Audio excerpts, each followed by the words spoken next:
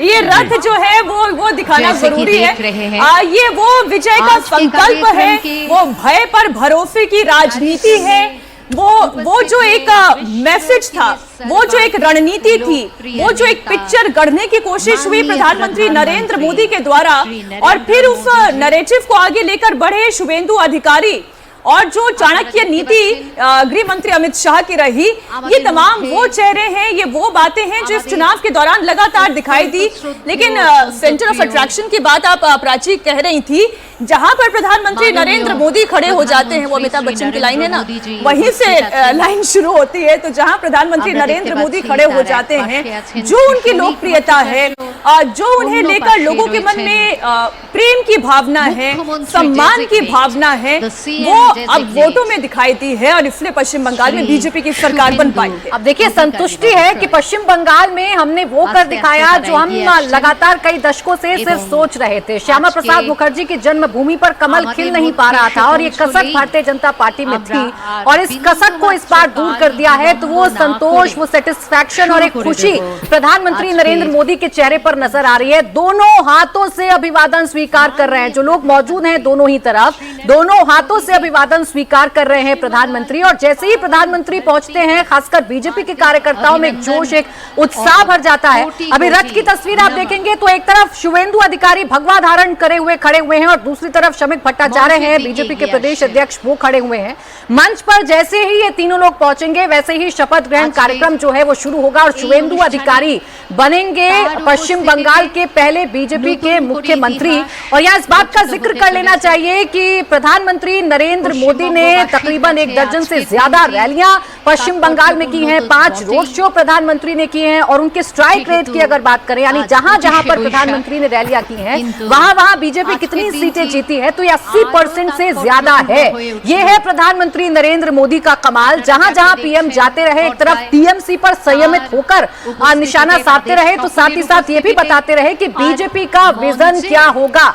इस बार जो बीजेपी ने अपने चुनावी कैंपेन में जिन बातों का ध्यान रखा, वो यही रखा कि टीएमसी की कमियां गिनाना है, लेकिन ममता दीदी पर पर्सनल अटैक नहीं करने हैं। तो साथ ही साथ ये भी बताना है कि भारतीय जनता पार्टी का विजन क्या रहेगा, पश्चिम बंगाल को कैसे आगे लेकर जाएंगे, कैसे गुंडागर्दी खत्म करेंगे।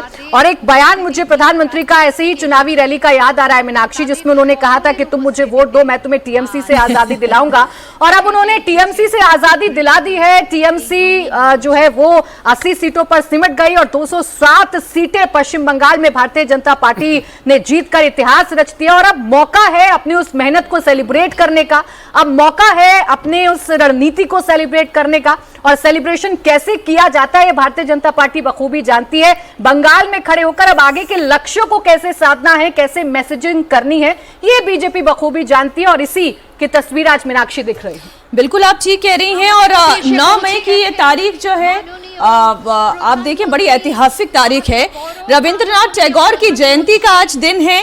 जन गण मन के रचयिता रविंद्रनाथ टैगोर, और उस दिन शुभेंदु के शपथ ग्रहण की तस्वीर हम देख रहे हैं। तारीखों को चुनना और उन तारीखों के साथ संस्कृति को जोड़ना, ये भारतीय जनता पार्टी बहुत अच्छी तरह से जानती है, इतनी बखूबी जानती है। और आप देखिए, आज 9 मई को पश्चिम बंगाल में जिस संस्कृति की झलक हमें दिखनी चाहिए, वो दिख रही है। जिस रविंद्र संगीत को हमें सुनना पसंद है, वो तस्वीर यहाँ पर दिखाई दे रही है।